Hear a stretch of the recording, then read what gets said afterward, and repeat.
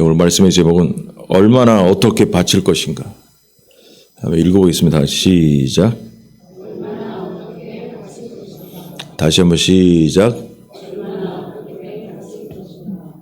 헌금을 얼마나 바칠 것인가 얘기하는 거예요. 별다른 얘기 아니고 헌금 얘기 한번 나오게 됐는데, 자, 본문을 보겠습니다. 느헤미야 10장 32절 39절 교도합니다. 우리가 또 스스로 규례를 정하기를 해마다 각기 세겔의 3분의 1을 수납하여 하나님의 전을 위하여 쓰게 하되,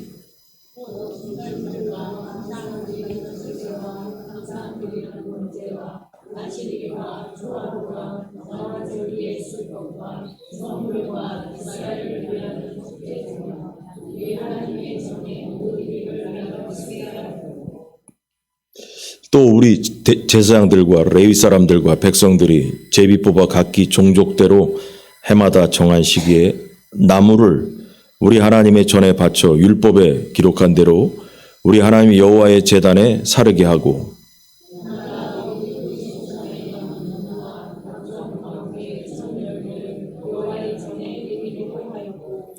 또 우리의 맏아들들과 가축의 처음 난 것과 소와 양의 처음 난 것을 율법에 기록된 대로 우리 하나님의 전으로 가져다가 우리 하나님의 전에서 섬기는 제사장들에게 주고,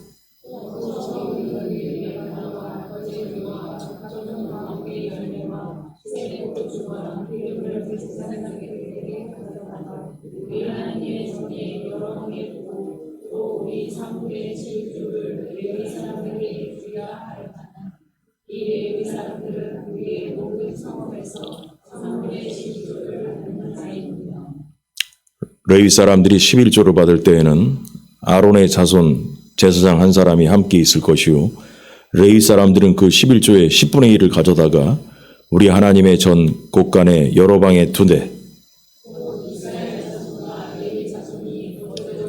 곡식과 새 포도주와 기름을 가져다가 성소의 그릇들을 두는 골방, 곧 섬기는 제사장들과 문지기들과 노래하는 자들이 있는 골방에 둘 것이라. 그리하여 우리가 우리 하나님의 전을 버려두지 아니하리라. 아멘. 지난주에 기억해 보세요. 지난주에 말씀 전하다가 시간상 중간에 그만하고 관뒀습니다.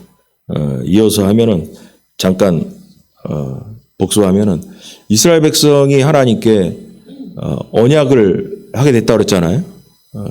앞에 얘기 다 빼고 언약을 이제 하게 되는데 세 가지의 언약을 하게 됩니다. 바벨론 갔다 와서 깨달은 게 이스라엘의 조상들이 이 세 가지를 지키지 않았기 때문에 나라가 망했다라고 자손들이 깨달은 거예요. 그래서 지난주에 이어서 지난주에 첫 번째, 두 번째하고 오늘 세 번째 얘기를 하는데, 이 세 가지를 지키지 않아서 이스라엘 나라가 망했다. 망한 것뿐만 아니라 조상들이 바벨론에 종으로 끌려갔다가 70년 만에 돌아오게 되는 이런 인생들을 살게 됐다라는 거죠. 그래서 이 사람들이 성전을 짓고 성벽을 예루살렘에 지은 다음에 하나님께 언약을 다시 하면서, 하나님, 우리가 깨달은 게 이 세 가지의 이 법을 지킴으로 인해서 우리 나라를 또 우리 민족을 살려주세요 라고 다시 언약을 갱신하는 이런 기회를 갖게 되었다는 거죠. 그래서 제가 이런 얘기했죠. 그럼 이 본문을 보면서 우리는 무슨 생각을 하고 설교를 해야 될까? 설교를 들어야 될까? 이스라엘 백성이 이 세 가지를 지킴으로 인해서 국가를 살리려고 했던 것처럼 우리는 이 세 가지를 지킴으로 인해서 우리의 가문과 내 인생을 회복시키는 기회가 되기를 바랍니다. 다르지 않아요. 다르지 않다라는 거. 그래서 지난번에 첫 번째로 이방인과의 결혼 금지에 대해서 맹세를 합니다. 이방인들과 결혼을 함으로 뭐냐면 잡신들이 들어온 거예요. 이방인들이 믿는 잡신이 그 나라에 들어오게 돼서 바알과 아세라신 그러한 가나안의 잡종교들이 들어와 가지고 여호와 신앙이 밀려나 버린 거예요. 그래서 나라가 망했다는 거예요. 그래서 우리는 뭐냐? 예수 믿는 사람과 결혼해야 된다는 거예요. 거룩한 자손을 만들기 위함이다라고 그랬잖아요. 거룩한 자손. 그 다음에 두 번째로 뭐냐?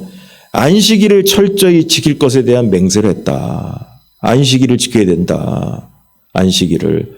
그래서 안식일을 얘기하면서 뭐 이런저런 얘기를 했는데 왜 구약의 안식일이 지금의 주일 일요일로 안식일이 금요일이었는데 금요일 저녁부터 토요일 이렇게 저녁까지 되는데 왜 일요일로 바뀌어야겠냐? 왜냐? 신약으로 넘어오면서 모든 안식일의 주인공은 예수 그리스도이기 때문에 그렇다. 그럼 왜 예수님 때문에 날짜가 바뀌냐? 예수님이 부활한 날이기 때문에 바뀌었다. 이런 얘기를 했죠. 그래서 예수님이 안식일의 주인이다 하면서 이제 시간상 그만뒀습니다. 그러면 그 안식일에 예수님이 주인이기 때문에 주일이라고 하고 부활한 날이 일요이기 때문에 우리가 일요일 날 예배를 드리는 거라고 했습니다. 아까까지. 그럼 주일의 의미가 뭐냐? 빨리 그냥 넘어가겠습니다. 그럼 주일날의 의미가 뭐냐 도대체가?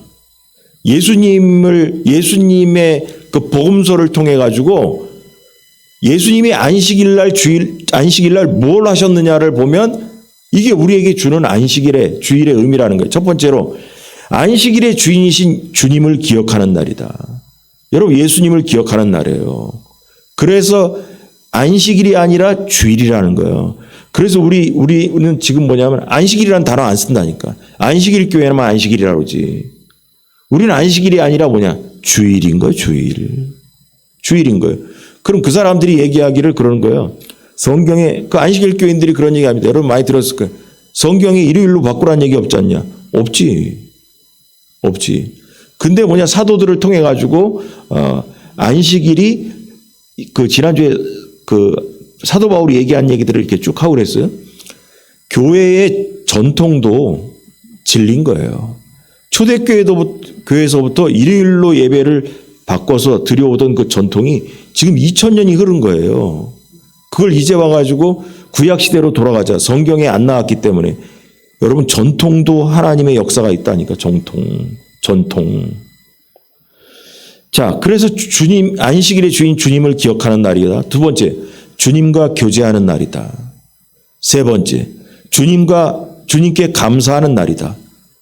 감사할 조건이 많으니까 감사하는 날이다. 네 번째, 주님의 말씀을 받는 날이다. 다섯 번째, 주님과 사람을 위하여 선한 일을 하는 날이다. 라는 거예요. 이게 복음서에 나타난 거예요. 예수님께서 특별히 뭐냐 하면 주님과 사람을 위해 선한 일을 하는 날이다. 예수님께서 안식일 날 선을 행하는데 손 마른 사람을 고치고 38년 된 환자를 고치고 다른 많은 환자를 주일날 하셨어요. 안식일날. 그걸 일하는 걸로 보지 않고 선한 일을 하는 것, 주일날 사람을 살리는 게 중요하다라고 말씀하셨죠. 그 다음에 뭐냐 하면 주일은 생명을 구하는 날이다. 예수님 제자들이 안식일날 오다가 배고파가지고 벼 이삭 주워 먹었더니 좀 뜯어서 먹었더니 그거 먹었다고 일했다고 뭐라 하죠? 일했다고.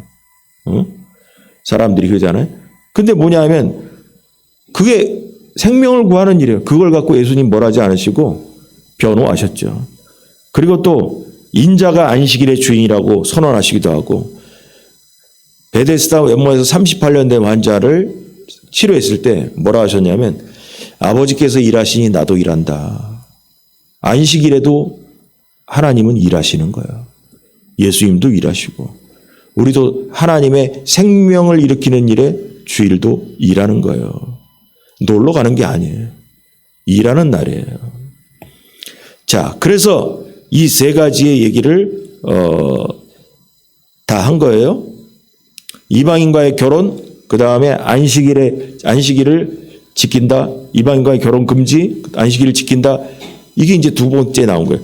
자, 오늘은 세 번째 언약사항이 나오는데, 저 히타를 좀 꺼야겠는데.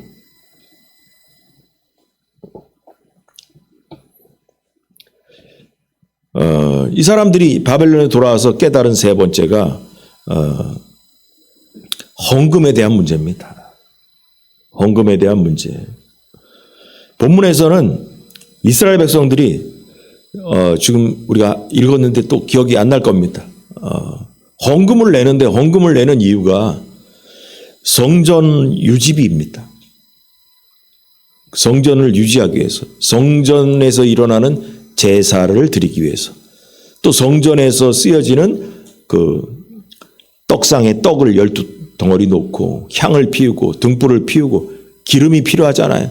떡도 그 보름빵 같은 떡을 12덩이 12지파를 상징하는 그거를 떡을 매일 갈아서 제사떡을 하고 이걸 이렇게 준비를 해야 돼요.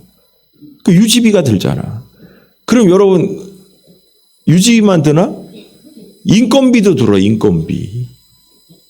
인건비가 바로 뭐냐? 성전에서 일하는 레위 지파와 아론의 자손들인 제사장들에게 인건비가 들어가야 돼. 이게 헌금의 내용이었어요. 그래서 오늘 이 본문에 이 자세하게 그런 얘기가 나옵니다. 그래서 이걸 통해서 여러분 이방인과 결혼하지 않는다.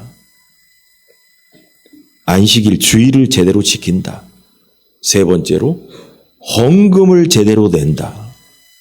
이 세 가지를 통해서 국가를 회복하겠다는 거예요. 이 사람들이. 그 하나님께 언약을 맺고 이 가문의 대표들이 임봉했다 그랬잖아요. 도장을 다 찍었다라는 거예요. 자, 그러면 이 본문을 오늘 읽은 거를 통해 가지고 이 좀 길게 나왔단 말이에요. 그러니까 이방인과 결혼하는 거 딱 이렇게 한 줄 딱 나오고 안식일을 지키는 거 한 절이 나왔는데 이 헌금에 대한 얘기는 몇 개 구절, 대여섯 구절을 통해 가지고 이렇게 자세히 나왔어요. 그래서 이 내용을 보면서 헌금에 대한 이 구체적인 성경이 말하고자 하나님께서 우리에게 말하고자 하는 바가 뭐다는 것을 우리가 한번 보겠습니다. 1번 얼마나 바쳐야 하는가 읽어보겠습니다. 다 같이 시작. 예, 여기 보면은 또 설명해 줘야지. 또 설명하지 않으면 또 무슨 내용인지 몰라요. 우리가 보니까 32절 우리가 또 스스로 규례를 정하기를 해마다 각기 세겔에 3분의 1을 수납하여 하나님의 전을 위하여 쓰게 하되 해마다 각기 세겔에 3분의 1을 수납하여 하나님께 하나님의 전을 위해 쓰되 이렇게 나왔어요. 여기 진설병이 그 떡 12덩어리 막아는 거예요. 하나님께 드린 떡병자, 한자말 떡병자 써가지고 12지파를 상징하는. 그래서 뭐 그 떡의 사이즈가 얼마냐 구구절절 학자들이 많습니다. 그래서 그림들이나 그런 거 보면 어떤 데는 우리나라 쓰는 그 프라이팬만 하기도 하고 프라이팬 진짜로 그만 하기도 하고 어떤 데는 조금 그보다 작다 하고 그 이제 우리 성경에 보니까 다윗이 옛날에 배고파가지고 사울에게 도망갔다가 배고파가지고 거기 진설병 그 떡을 제사장한테 달라가지고 그거 먹은 적이 있어요. 그 떡을 하나님께 드려야 되지. 그 다음에 소제와 또 번제와 안식일과 초하루에 정한 절기에 쓸 것과 성물과 이스라엘 위하여 속죄제와 우리 하나님의 전에 모든 일을 위하여 쓰게 하였고 그래서 이렇게 나온 거예요. 그리고 그 밑에 보니까 제사장들이 제비 뽑아자 각기 종족대로 해마다 정한 시기에 나무를 우리 하나님의 전에 바쳐 우리 하나님 여호와의 제단에 사르게 하였고 제단을 제사 지내려면 불에 태우려면 있잖아요. 요새 말로 얘기하면 기름이 있어야 돼. 가스불이 있던지. 그 옛날에는 이거 없으니까 뭐예요? 나무를 구해다가 장작불을 이걸 매일 대야 된다니까 이게. 하나님의 제단이 불이 꺼지면 안 되니까. 여러분 이스라엘 가서 보니까 외국 사람들이 우리나라 와서 놀라는 게 뭔지 아세요? 이렇게 나무 많은 나라는 처음 봤다는 얘기지. 여러분 고속도로 타고 다녀봐요. 나무가 얼마나 많은지 몰라 우리나라. 근데 이스라엘 가면 나무가 없어. 나무가 없다니까. 그러니까 이 사람들이 하나님께 제사 드리면서 장작 구하는 것은 진짜 너무 힘든 일이에요. 구하러 온 천지를 다 돌아다녀야 돼 그거 뭐 지금처럼 뭐 저기 뭐 이렇게 끌고 다니는 뭐라도 뭐 트럭이라도 있거나 뭐 그럼 모르겠어요. 다 그거 있잖아요. 등에 지고 조금씩 해가 날아가지고 가야 된다. 일이라니까. 그러니까 여기에 34절에 한 절을 띄어서 해마다 정한 시기에 나무를 우리 하나님의 전에 바쳐 제단을 유지했다라는 거예요. 자, 근데 여기서 이제 내용이 이제 알겠어. 그래서 성전을 유지하는 세금이구나, 헌금이구나 이렇게 알게 되겠습니다. 그럼 여기 보면은 뭐 재미를 위해서 얘기하자면 해마다 각기 세겔의 3분의 1을 수납하여 하나님의 전을 위해 쓰게 하되 이게 얼마를 얘기하느냐? 3분의 1이라면 한 세겔의 3분의 1 세겔이라는 거예요. 그냥 쉽게 얘기해서 그 당시 사람들의 막노동하는 사람들의 임금이 1년치가 10세겔 정도 됐다고 합니다. 10세겔. 그 3분의 1은 뭐 이렇게 저렇게 뭐 따지니까 무슨 뭐 학자들 얘기해요. 제 얘기가 아니고 저는 모르니까. 3분의 1세기는 11치 정도의 임금이라고 합니다. 11치 정도의 임금. 이걸 성전 유지비로 내놓겠다는 거예요. 그럼 모든 사람이 내냐? 아니고 남자들만 냈습니다. 남자들만. 자, 이렇게 해가지고 성전 유지로 제사 드리는데 땔감으로 뭐 기름 준비하고 뭐 떡을 준비하고 이런 것 등등을 한 것으로 성경에 나옵니다. 근데 이렇게 읽다 보면 또 성경을 또 열심히 보는 사람 입장에서는 아니 모세 시절에는 3분의 1세겔 아니었는데 그 맞아요. 모세 시절에는 있잖아요. 3분의 1세겔이 아니고 출애굽기서에 보니까 이런 얘기 나옵니다. 30장 13절. 무릇 계수 중에 드는 자마다 성소의 세겔로 반세겔을 낼지니. 모세 시절의 율법에는 반세겔을 내라고 그랬어요. 근데 느헤미야 시절에는 줄었네? 3분의 1로 줄었네? 그래서 여기 보니까 여호와께 드릴지며 너희의 생명을 대속하기 위하여 여호와께 드릴 때 부자라고 반세겔에 더 내지 말고 가난한 자라고 덜 내지 말고 똑같아. 여러분 성전 세금은 헌금은 성전을 유지하기 위해 내는 헌금은 똑같아. 부자나 가난한 자나 똑같아. 똑같아요. 근데 이게 왜 그러면 여러분 그러니까 율법으로 따졌을 때 사람들이 모세 시절에는 반절내라고 했는데 느헤미야 시절에는 왜 3분의 1세겔내라고 하냐? 이게 뭔가 이유가 있지 않냐? 이유가 있습니다. 결과적으로 뭐냐면 이걸 통해서 우리 알 수 있는 뭐 거기 인구도 적다. 갔다 와서 사람들 많이 나라 잃어가지고 흩어져가지고 인구도 적다. 농사도 안 된다. 그러니까 다시 말해서 경제적으로 헌금 낼 여건이 안 된다. 뭐 이런 건 저런 걸 감안해서 했을 거라고 본다라고 얘기하는데 근데 뒤에 이제 더 중요한 얘기들이 나오기 때문에 그걸 다 감안했을 거라고 보고 이거를 그냥 뭐라고 우리가 이제 해석을 하자면 이런 거예요.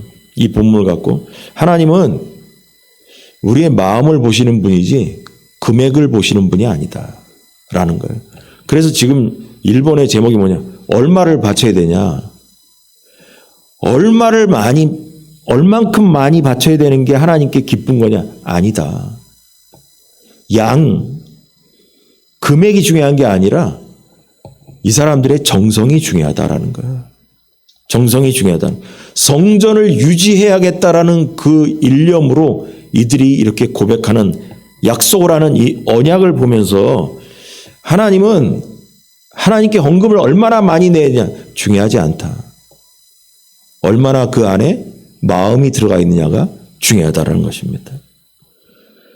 이 부분을 갖고 만약에 모세 시절의 헌금의 성전 유지세와 느헤미야 시절의 헌금 유지하는 것 금액이 다른 것을 지적하자면 성경이 이 부분을 갖고 뭐라고 했을 거예요. 저자가 이걸 쓰면서. 근데 이 부분에 대해서 아무런 얘기가 없이 지나가면서 하나님과 언약을 하고 있단 말이에요.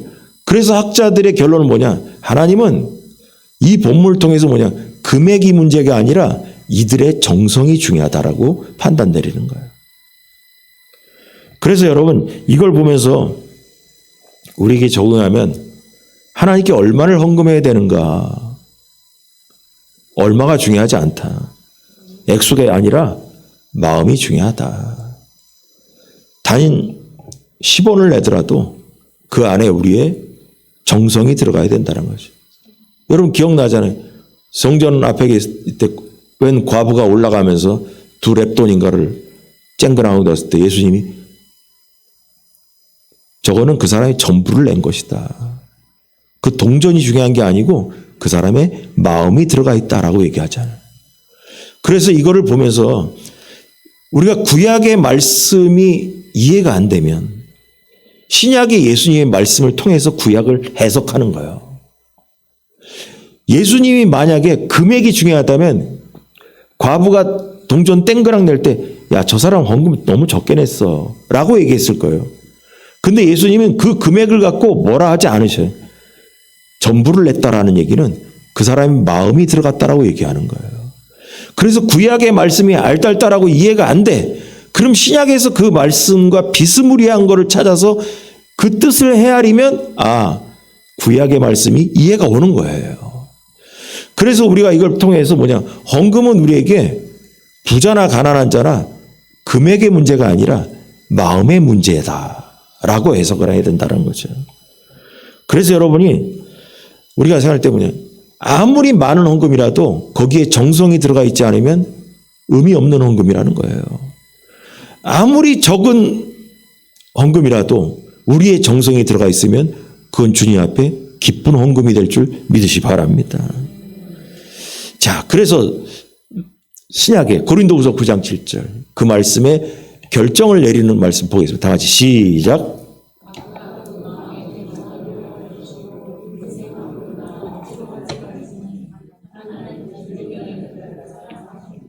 아멘.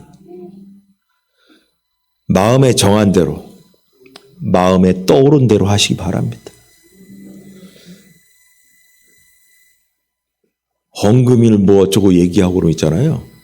하나님께서, 성령께서 우리 마음에 딱 주신다니까. 딱 준다니까. 아주 정말, 속된 말로. 귀신같이 우리 마음에 알게 하신다니까, 정말로. 그건 당해본 사람만이 알아.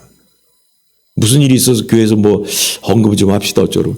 그 얘기하는 순간 성령께서 내 마음에 정말 딱 주신다니까. 근데 집에 가면 그게 점점점 깎이는 거야. 다 해봤어, 제가. 다 해봤어. 그래서 교회 안에서 헌금 마음에 들 때는 이만해졌다가 집에 가면서 점점 작아져가 요만해지는 거야. 나중에 그 꼴을, 자기 자신의 꼴을 보면서 아이고, 내가 이렇게 사는구나. 이런 경우가 생긴다고. 마음에 정한 대로, 내가 정하지 않아요. 하나님이 정해 주십니다. 인색함으로 또 억지로 하지 말지니 하나님은 즐겨내는 자를 사랑하시느니라. 아멘이니까 여러분. 그렇게 하시 바랍니다. 그래서 그 당시에 이스라엘 사람들이 바벨론에 종살이하고 와가지고 마음에 성전세를 내서 성전을 유지해야겠다 저거. 성전이 안 돌아가지 않냐 저거. 성전을. 그러니 성전 우리가 헌금을 내가지고 유지하자 저거. 유지하자. 제사장들 레위 지파들 인건비 주면서 성전 청소하게 하고 성전 유지하게 하고 하겠다. 지금 이런 정성이 들어가 있었더라는 거예요. 자, 두 번째로 서로를 섬기는 예물. 다 같이 시작. 다시 한번 시작. 이게 뭐냐 무슨 얘기냐. 헌금이 사람을 섬긴다는 거예요. 이게 무슨 얘기? 읽어보겠습니다. 제가 읽어볼게요. 해마다 우리 토지 소산의 만물과 만물 처음 난 것, 첫 것, 각종 과목의 첫 열매를 여호와 전에 드리기로 하였고 또 우리의 맏아들들과 큰아들 딸은 아니야. 맏아들들과 가축의 처음 난 것과 소와 양의 처음 난 것을 율법에 기록한 대로 우리 하나님의 전으로 가져다가 우리 하나님의 전에 섬기는 제사장들에게 주고. 여러분, 이 시대는 농산물, 가축이 제사이잖아요. 첫 것은 다 하나님께. 그 다음에 여기 맏아들도 내야 돼. 맏아들. 요거 이제 설명해 드리겠습니다. 맏아들. 여기서 걸리잖아. 우리 아들 교회 갖다 바쳐야 되는데 안 바친 사람들 큰일 났어. 이제 다 바쳐야 돼요. 자, 또 처음 익은 밀가루, 거제물은 이렇게 서서 드리는 거다. 모든 걸 불에 태우는 게 아니고 서서 드리는 거. 하나님 받으시옵소서. 그럼 이 말은 뭐겠어요? 태워버리면 못 먹지. 못 먹잖아요. 거제물은 요거 그대로 드렸다가 그대로 갖다 먹으면 됩니다. 제사장과 레위인이 먹었습니다. 각종 과목의 열매와 새 포도주와 기름을 제사장들에게로 가져다가 우리 하나님의 전에 여러 방에 두고 또 우리 산물의 11조를 레위 사람들에게 주리라 하였나니 이 레위 사람들은 우리 모든 성읍에서 산물의 11조를 받는 자임이며. 자, 여기에 나온 얘기는 이런 거예요. 첫 것 있잖아요. 첫 것이 다 어디로 가냐? 제사장에게로 갑니다. 11조도 제사장과 레위인에게 갑니다. 자, 앞에서 지금 1번에서 한 거는 성전을 유지하기 위한 헌금이 따로 있어요. 남자들의 머릿수대로 내는 거예요. 3분의 1 세겔.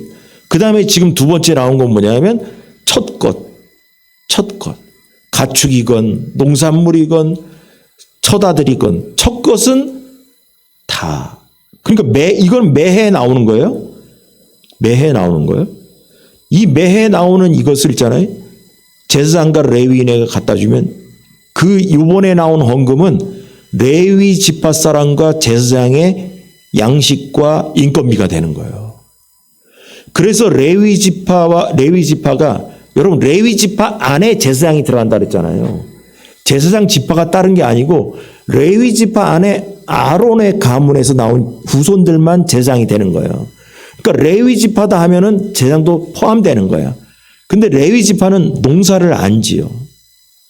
다른 11지파는 하나님께서 모세를 통해서 땅을 다 나눠줘서 가나안 땅에 들어가. 니네 여기 살고 여기서 그래서 여기 농사 짓고 잘 먹고 잘 살아라. 근데 레위 지파는 기업이 없다 그랬거든. 농사 짓지 말고 성전 가서 관리만 하고 살아. 이렇게 된 거예요. 그럼 이 사람들이 뭐 먹고 사냐? 바로 지금 여기 나온 거예요. 여기 나온 대로 첫 것을 다 갖다 바치는 거예요. 그래서 제목을 서로를 섬기는 예물이다. 사람을 섬기는 예물이다. 헌금은 이런 얘기를 하는 거예요. 그럼 여기서 의문상 그래 뭐 알겠다. 근데 여기 읽다 보니까 맏아들을 바쳐래. 하나님의 전으로 가져다가 하나님의 전에서 섬기는 제사장들에게 주고 그 가축이나 뭐 이거 빼버리면 맏아들도 하나님의 성전으로 가져다가 제사장들에게 줘라. 아이고 그럼 우리 집 큰아들 다 없어지네. 이스라엘 가문에 있는 큰아들 다 없어지네. 여러분 그래서 여러분 생각해 보세요. 저도 어렸을 때 그런 얘기를 들었다니까. 교회 다닐 때. 그 뭐냐 하면 큰아들은 하나님께 바쳐야 된다고. 그래서 뭐 가정마다 큰아들들은 뭐 주의 종이 돼야 된다는 등 뭐 이런 말 그대로 헛소리 하던 시절이 있었어요. 결론은 뭔지 아세요? 무식해서 그랬고요. 성경을 몰라서. 우리가 그 시절을 우리가 지나왔어요. 다 제가 인천에 살아도 큰 교회 다녀도 무식한 시절이 있었다니까. 성경 몰라서. 여러분 그렇게 되면 어떻게 되는지 아세요? 성전의 제사장은 고아 원장이 됐을 거라. 아니, 그래 안 그래요? 근데 성경에는 그 얘기 아무것도 없어요. 근데 우리는 그 생각을 했다니까. 그래서 맨 처음에는 큰아들이 주의 종이 돼야 된다는 생각을 했다가 좀 양보해서 그래도 자녀 중에서 한 사람은 주의 종이 나와야지 이런 생각을 하며 살았던 충성파 성도들이 있던 시절이 있었다니까. 그걸 부담으로 갖고 살았던 시절이 있었어. 그러면 성경에 나오면 야, 제사장 따로 있는데 큰아들을 하나님께 다 바치라면 어떻게 된 얘기냐? 제물로 바치라는 얘기냐? 뭐냐? 근데 성경이 이 문제를 통해 가지고 문제가 생겼다는 얘기가 아무것도 없어. 그럼 여기에 우리가 해석을 잘못하고 있다는 얘기지. 여러분 이건 다 뭐냐 하면 그러면 하나님은 왜 첫 것을 바치라고 했을까?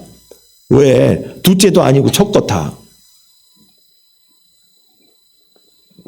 이유는 하나님께서 이스라엘 백성이 애굽에서 나올 때 장자를 죽이는 재앙이 있었잖아요. 첫 것들. 이런 거예요, 하나님께서. 야, 그때 이스라엘이 애굽에서 나올 때 장자들 다 죽였잖아? 근데 니들은 어린 양의 피를 발라가지고 살았잖아. 그러므로 뭐냐? 처음 난 것은 다 내 거야, 원래. 처음 거 원래 그때 다 죽었어야 될 것들이야. 그런데 내가 은혜를 베풀어 살려줬잖아. 그렇기 때문에 지금도 첫 것의 생명은 다 내 거야. 이거예요. 그러므로 감사하라 그 말이에요. 하나님의 은혜로 첫 것, 큰아들들 살았잖아. 감사하며 살아. 그 얘기예요. 그래서 어떻게 했냐? 좀 보면 나귀의 첫 새끼는 다 어린 양으로 대속할 것이요. 모세 시절에 이렇게 나온 거예요. 그렇지 아니하려면 목을 꺾어라. 네 아들 중 처음 난 모든 자는 대속할 것이다. 나귀의 첫 새끼는 어린 양으로 대속할 것이요.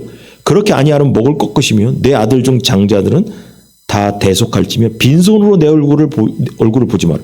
이게 무슨 말인가? 13장 13절 출애굽기 34장 20절 제가 이게 두 개를 나란히 뽑아놓은 거예요. 그러면 여기서 중요한 게 대속이라는 말이 중요해. 대속이라는 말을 우리가 잘 안 쓰거든. 근데 있잖아요. 대속이라는 건 대신 속했다라는 거예요. 대신 값을 치른다는 얘기라. 그럼 쉽게 얘기하면 이런 거예요. 여기 보면 어린 양으로 대속하래. 어린 양으로 대신 값을 치르라는 거예요. 나귀의 첫 새끼. 여러분 가축들도 그러면 여러분 이스라엘 백성들이 가축이라 가지고 뭐 이것저것 다 키운 게 아니야. 거룩한 것들만 양, 소 이런 거 키우고 소도 키우고 저기 염소도 뭐 좀 있어 그랬지. 근데 나귀를 키웠어. 근데 있잖아요. 성경이니까 나귀는 부정한 동물이야. 나귀를 제물로 드렸다는 얘기 없잖아. 그럼 뭐냐 하면 제물로 드릴 수 있는 가축이 있고 나귀같이 필요하긴 한데 제물처럼 거룩하지가 못해. 자격이 없어. 제물의 자격. 나귀가 왜 필요하냐? 여러분 물건을 끌고 가거나 짊어지고 가기 위해서 그때 자동차가 없는 시절에는 당나귀가 필요한 시절이요. 맞잖아요. 근데 당나귀가 없을 수는 없죠. 양이 뭐 물건을 짊어지고 갑니까? 안 되잖아. 그러니까 나귀의 첫 새끼도 하나님 거야. 첫 새끼도. 근데 그 첫 새끼도 하나님께 드려야 되는데 그렇게 하지 아니하려면 목을 꺾어라. 그 말은 뭐냐? 첫 새끼 하나님께 드려야 되는데 이게 다 죽여버리면 뭐 이거 집에 이거 물건을 끌고 다닐 수 있는 짐승이 없잖아요. 그러면 안 되잖아. 그래서 뭐냐? 양들은 많이 키우니까 어린 양으로 대신 값을 치르라는 거예요. 양 한 마리로 나귀의 목숨을 바꿔서 어린 양을 하나님께 드림으로 첫 것의 가격을 바꿔버려라 이거예요. 무슨 말 알겠죠? 자, 그러면은 이제 알았어. 첫 새끼는 그 얘기가 나귀 첫 새끼는 그렇게 어린 양으로 대신 값을 치른다는 거예요. 그럼 네 아들 중 처음 난 모든 자는 대속해래. 대신 값을 치르라는 거예요. 아들들도 첫아들 장남도 뭐냐면 대신 값을 치러라. 그게 바로 뭐냐면 어린 양으로 할 수 있고 또 뭐냐? 근데 뭐냐? 돈으로 내야 돼. 제사장이 고아원 원장이 되는 게 아니고 사람을 큰아들 하나님께 다 바쳐버리면 목을 꺾거나 뭐 그러면 어떻게 됩니까 그거.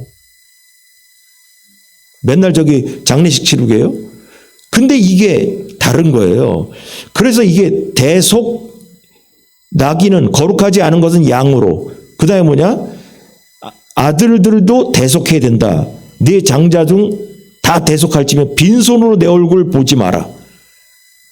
큰아들들을 위해 가지고 빈손 들고 오지 말고 헌금으로 대신 값을 치러라는 거예요. 헌금으로. 자, 그래서 어떡하냐? 민수기에 보니까 값이 나와.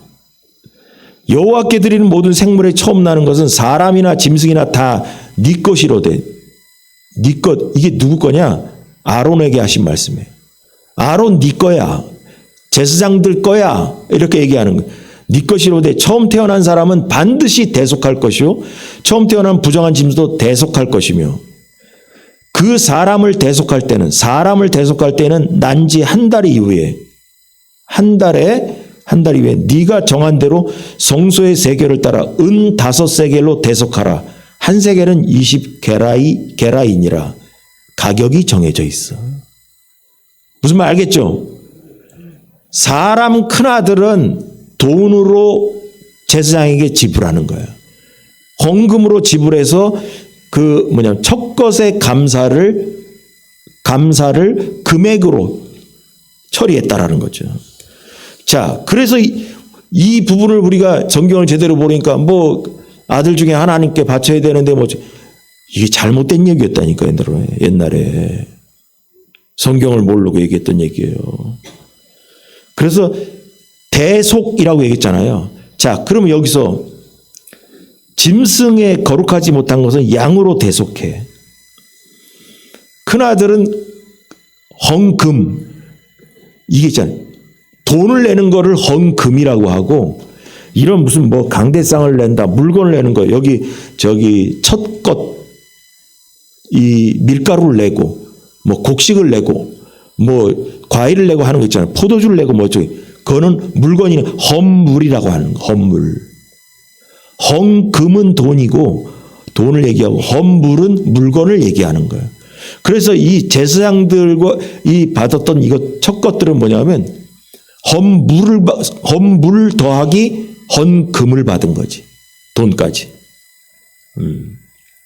그런 거예요. 그러면은 여기서 그럼 여기서 자, 앞에 1번에서는 헌금이 있잖아요.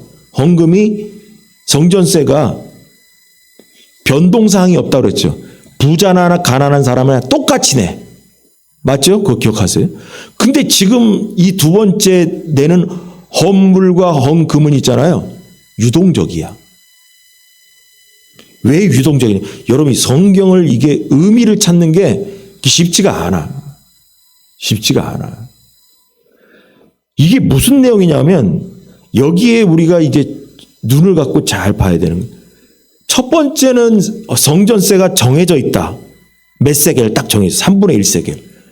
근데 이 두 번째 얘기하는 첫 것이라는 가격, 이것, 그 다음에 첫 것이라는 물건을 내는 것, 이런 것은 유동적이다. 가격이 왔다 갔다 해. 무슨 말이냐? 그 해의 농사의 양에 따라 금액이 정해지는 거예요. 맞잖아요. 여러분, 농사의 추수를 많이 하면 첫 것이 많이 나올 수 있고 적게 나오면 적게 나오는 거죠. 맞잖아요. 그리고 있잖아요. 거기서 11조를 갖고 내. 그 해에 농사를 잘 졌으면 11조가 많겠고 적으면 11조가 적겠죠. 맞잖아요. 이게 유동적인 것을 통해 가지고 제사장과 레위인들이 여기에 그냥 요새 말로 쉽게 얘기해서 인건비를 받았다라고 얘기하는 거예요. 그냥 제 용어로 바꾼 거예요. 그냥 뭐 인건비 형식이 된 거죠. 생활비가. 여기에 그래서 묘한 의미가 있는데 바로 이걸 통해서 뭘 할 수 있냐? 이런 거예요. 백성이 어려우면 레위 지파도 어려워야 돼.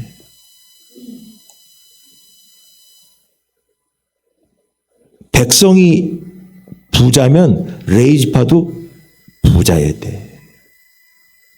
그럼 적용점.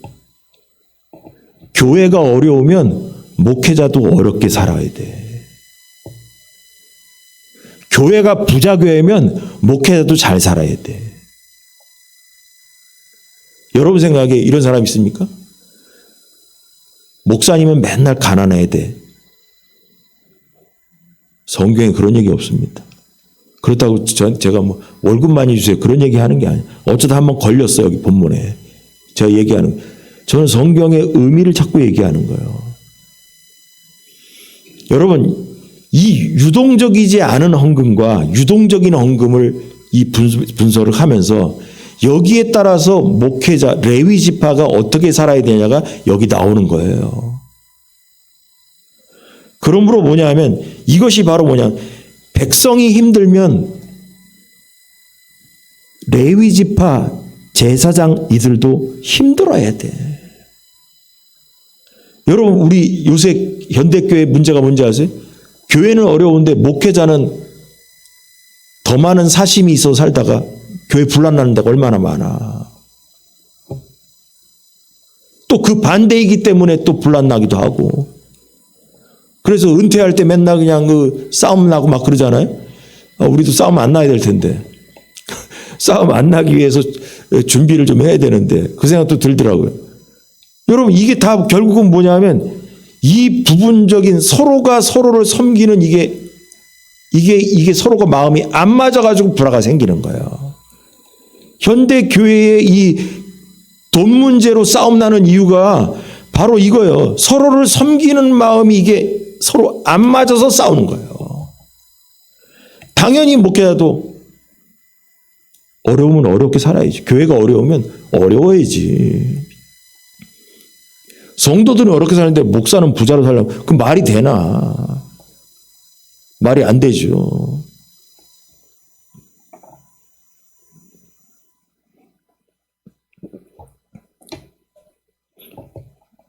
어제 지난 8월 달인가 언제 요르단 선교사 이 뭐 어깨 다치고만 우리 후배 온 적 있었죠? 아니 뭐 요새 교단에 그 선교사 재훈련이 있어가지고 뭐 들어왔는데 보니까 우리 필리핀 가면 하여튼 옛날에 저기 마닐라 공항에 나와가지고 뭐 이렇게 우리 해주던 선교사 후배가 왔다고 해서 그래서 선교비도 좀 보내줘 했더니 얘기하다 보니까 요르단 선교사 그 지난번에 왔던 친구가 바로 자기 옆자리라고 얘기하면서 또 남동희 목사님 어쩌고 얘기했대서 아이고 또 그 친구 또 요르단에서 왔는데 그것만 2주 받고 들어간다는 거예요. 근데 교단에서 뭐 비행기표도 안 주고 자기들끼리 돈 구해서 와야 된다는 거 안 하면 선교사 자른다고 해가지고 뭐 그렇게 하는지 몰라. 그래가지고 너 남동희 목사님 아니야 하니까 아는데 어쩌고 그래서 하나는 부르고 하나는 연락 안 하면 또 섭섭할 거예요. 그래서 또 급히 연락해가지고 여기 뭐 선교사들은 들어오면 맨날 하는 일이 첫 번째 가는 데가 언제 병원부터 가요. 왜냐하면 아픈 거를 외국에서 쟁이고 있다가 병원에 못 가. 돈이 없으니까. 그래서 한국 들어오면 병원에 가는 게. 그래가지고 뭐 치과 대전에 갔다가 뭐 어쩌고저쩌고 해서 뭐 김천으로 올 수 있다고 해서 제가 김천까지 가서 만났어요. 그래서 얘기하다 보니까 딱해. 뭐 다 딱한 얘기야. 딱한 얘기 그만하고 너무 돈독 올라서 살면 안 된다. 또 그런 얘기 했어요. 노다지 하는 얘기가 이거예요. 아니 예수님도 여우도 굴이 있는데 인자는 머리 둘 곳이 없도다. 그 말이 뭐냐? 집이 없다더라야.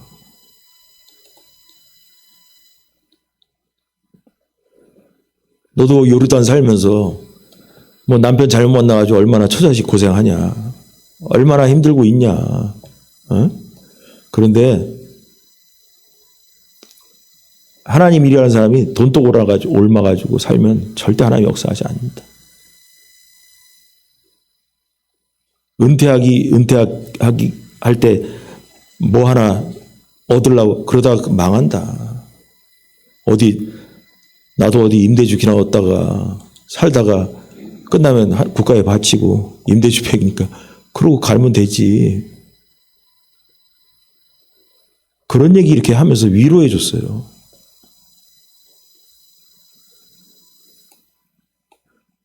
그래서 언제든지 들어오면 연락은 해라. 밥이라도 사줄 테니까 내가 그거라도 해야지. 여러분 얼마나 그 선교사들이 부자인 사람도 있어요. 그런 사람 제가 보지도 않아요. 근데 대다수가 뭐냐면 어려워. 여러분 우리가 이런 걸 알면서 그럼 무슨 생각이냐? 섬기는 헌금이 돼야 된다. 섬기는 헌금이 돼야 된다. 우리가 하나님의 일을 위해서 외국은 못 나갈지라도 섬기려고 하는 마음의 자세는 되지 않겠냐. 우리 분량에 맞는 만큼. 과도하게 할 수는 없죠. 분량에 하는 만큼. 분량에 맞게. 그래서 서로 섬기며 사는 헌금이 돼야 된다라는 것입니다. 목회자는 성도에 맞춰서 성도도 목회자를 섬기는 마음으로 그렇게 살 때 교회가 은혜로 가게 되는 겁니다. 양쪽에서 한쪽이라도 하나 균형이 깨지면 그때부터 분란 나는 거죠. 그래서 이처럼 헌금은 공동체가 하나님이 주신 것으로 서로를 섬기며 나누는 것이고 이를 통해서 함께 하나님께 건전한 예배를 드리는 공동체로 가야 된다라는 것입니다. 믿으시 바랍니다. 이게 은혜입니다. 마지막으로 정당한 곳에 투명하게 사용되는 재정. 다 같이 시작. 예. 여기 희한한 게 나왔어요. 성경에 보니까 레위 사람들이 11조를 받을 때 레위 지파 사람들이 11조를 받으러 돌아다녔어. 그 당시에 백성들한테 받을 때 아론의 자손 제사장 한 사람이 함께 있을 것이요. 레위 사람들은 그 11조의 10분의 1을 가져다가 우리 하나님의 전 곳간의 여러 방에 두되 11조를 가져다가 11조의 10분의 1, 11조의 11조를 띄어서 하나님의 전 곳간의 여러 방에 두되. 왜냐? 거기는 돈도 있지만 헌물도 있다고 그랬잖아요. 하나님의 성전 솔로몬이 지은 그 성전 부서진 다음에 다시 재건했지만 거기 창고가 있는 거야 이제. 거기 가서 쟁여놨단 말이죠. 그게 뭐냐? 곧 이스라엘 자손과 레위 자손이 거제로 드린 곡식과 거제로 서서 드린 거 태운 게 아니고 밀가루 같은 거 다 이렇게 해서 포도주와 기름을 가져다가 기름 성소 안에 호롱불 불 켜야 된다고 그랬잖아요. 조명. 기름을 가져다 성소에 그릇들을 두는 골방, 그 섬기는 제사장들과 문지기들과 노래하는 자들이 있는 골방에 둘 것이라. 그리하여 우리가 우리 하나님의 전을 버려두지 아니하였다. 이건 뭐냐? 관리하지 않았다가 아니고 관리했다라는 거예요. 그렇게 해서 그 헌금들을 모아서 11조의 10분의 1을 또 떼어서 성전세, 일본에서 얘기한 그 성전세와 남자들이 내는 그 다음에 11조의 11조를 또 떼어서 성전에 창고에 둬가지고 성전을 관리하게 했다. 이 얘기예요. 이 얘기란 말이에요. 자, 그런데 여기서 11조에 11조 이렇게 이제 알았어. 이제 11조가 어쩌다 얘기 알았어. 근데 여기서 뭐가 눈에 띄냐면 다 보다가 보세요. 레위 사람들이 11조를 받을 때 아론의 자손 제사장 한 사람이 함께 있을 것이고. 이게 중요한 거예요. 레위 지파가 이 11조를 거두러 다니는데 제사장이 와가지고 한 사람이 따라다녔어. 왜 따라다녔냐? 감시하러 다녔어요. 11조 받을 때 얼마 받는지를 감시했습니다. 장부 들고 다니는 거야. 제사장도. 레위 지파도 얼마 이렇게 쓰잖아요. 그러면 이제 제사장도 한 사람 따라다니면서 여기 어디 관동리 가가지고 얼마 받았다 이렇게 다 쓰는 거예요. 그 얼마 받은 거 왠지 아세요? 레위 지파가 예를 들어서 100만 원 받고 나서 장부에다가 와서는 50만 원 받았어 이렇게 할 수 있잖아. 그리고 제사장한테 50에서 얼마 10분의 1 띄워주고 그럴 수 있잖아. 그러지 못하게 한 거. 레위 지파 100만 원 받으면 제사장이 보고서 100만 원이구나. 투명해야 돼.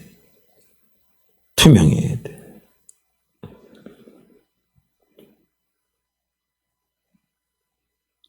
이 민수기에 보니까 이런 게 있어요. 여호와께서 모세에게 이르시되 너는 레위인에게 말하여 그에게 이르라. 내가 이스라엘 자손에게 받아 너희에게 기업으로 준 11조를 너희가 그들에게서 받을 때에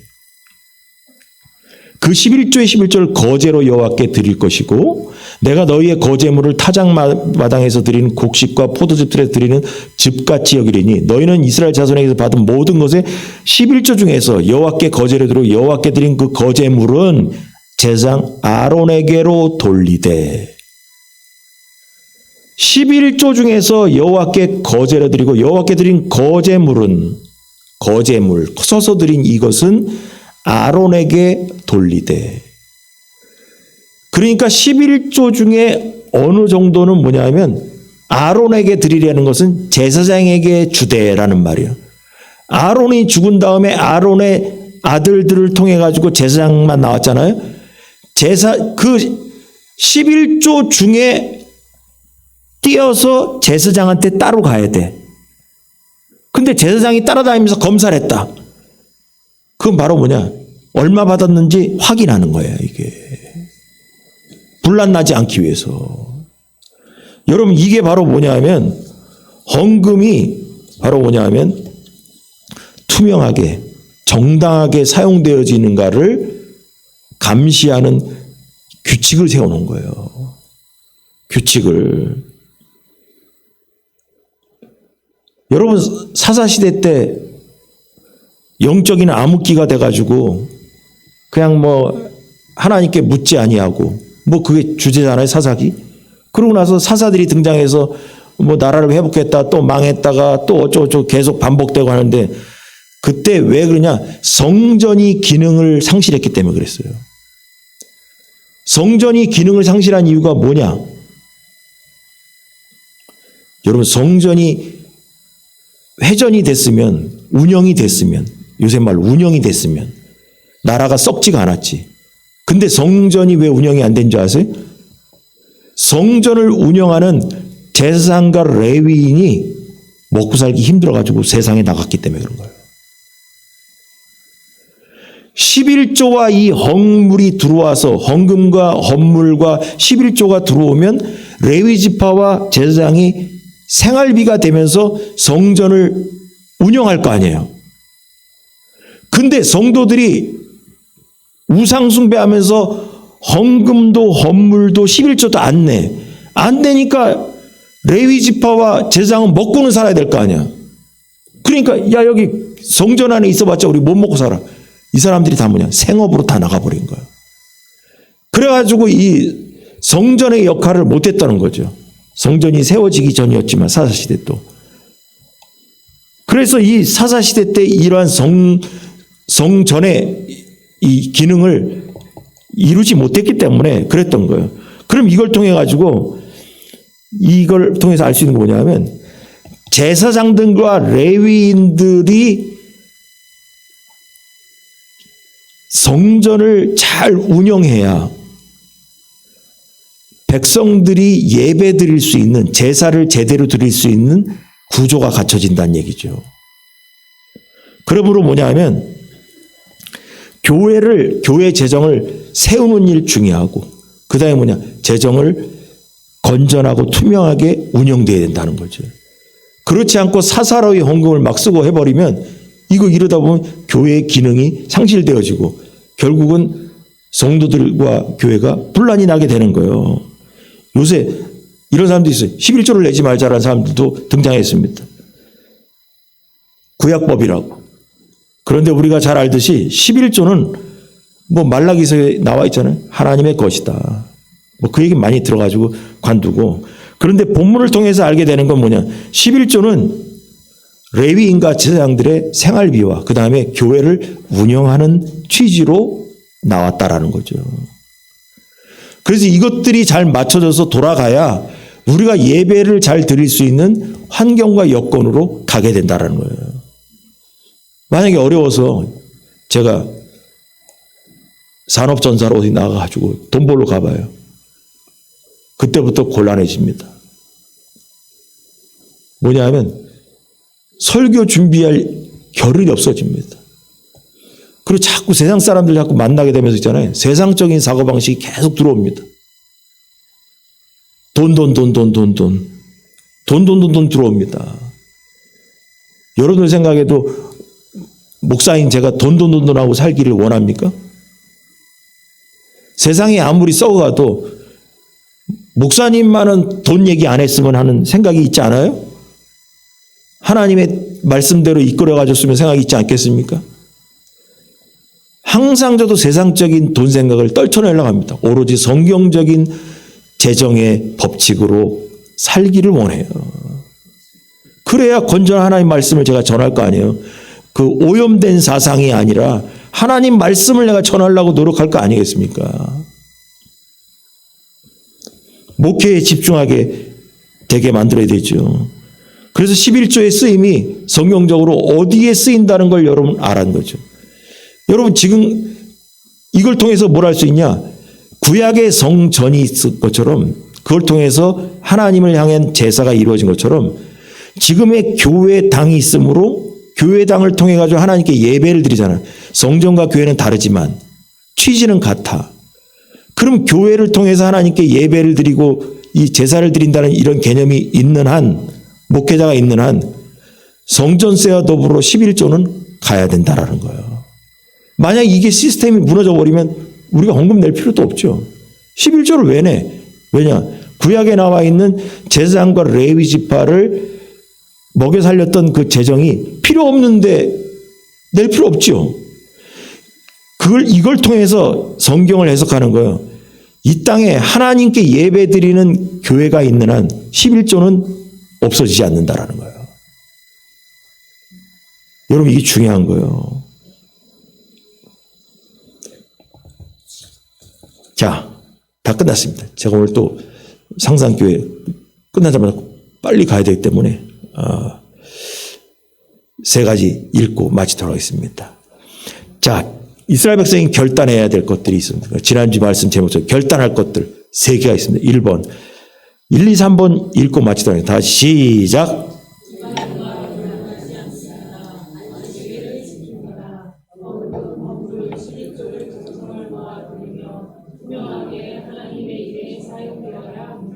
아멘.